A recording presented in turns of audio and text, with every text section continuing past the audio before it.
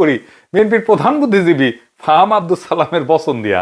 উনি বলছেন তারেক রহমানের আয়ের উৎস জানতে চাওয়ার কোনো অধিকার নাই কারো। ওরে সর্বনাশ। আবারও বলছে তিনি যখন রাষ্ট্র ক্ষমতায় যাবেন তখন জানবেন। হ্যাঁ, আর আপনাকে নির্বাচনের আগে না জানাইলে আপনি ইচ্ছে হলে ভোট দিয়েন না। শোনেন আগে তার কথাগুলো শুনে নেন তার নিজের মুখে। আমি ব্যানে ব্যানে করছি না, শুনেন। there are two things number one হচ্ছে যে তার ব্যক্তিগত ইনকাম কত, এটা একটা কোশ্চেন। আর একটা কোশ্চেন দল কে চলে, তার ব্যক্তিগত তারেক রহমান সাহেব কিভাবে চলে এটা আপনার জানার কোনো রাইট নেই। উনি যখন প্রধানমন্ত্রী হবে তখন আপনি যেতে পারেন, উনি যদি সংসদ সদস্য হয় তখন জানতে পারেন।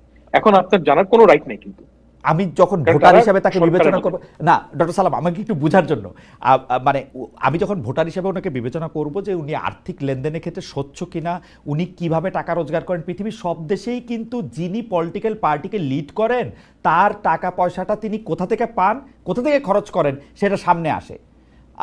এইটাকে আমি তারেক সাহেবেরটা জানতে পারবো না। পছন্দ না আপনি ওনাকে ভোট দিবেন না। না না, আমি তো জানতে পারছি না পছন্দ না করব কেমনে। পছন্দ না করতে হইলেও তো আমার তথ্য দরকার। আপনি আপনার এটা তখনই পাবলিক ইনফরমেশন হবে যখন উনি ইলেকশনে দাঁড়াতে চান কিংবা উনি সরকারে গিয়েছেন। ওই সময় আপনি এত বড় পলিটিক্যাল পার্টি লিডার হিসেবে সেটা পাবলিক ইনফরমেশন না। না কেন? উনি তো এখন পর্যন্ত কোন ক্ষমতায় যান নাই।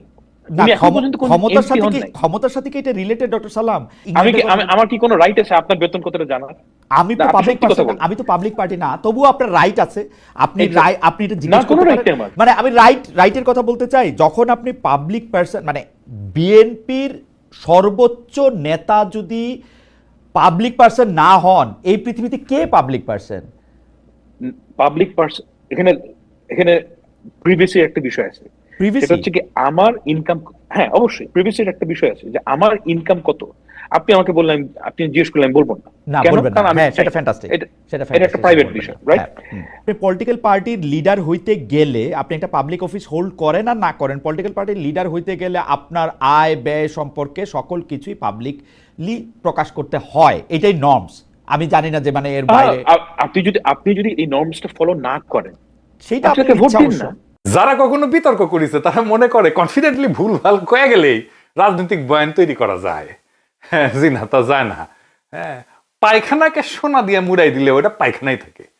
এর আগেও ফার্ম ভুল ভাল থিওরি কপচাইতো, আমি প্রাইভেটলি বলতাম। এখন আর প্রাইভেটলি বলার দায় নাই, তাই পাবলিকলি কই। ফার্মের এই তত্ত্ব কেন সোনায় মোড়ানো পায়খানা। নেতা রাষ্ট্রীয় পদে ছিলেন না, তাই আয় জানানো জরুরি না। এই যুক্তি শুধু বিভ্রান্তিকর না, এটা গণতন্ত্রের মূলে কুঠারাঘাত করা।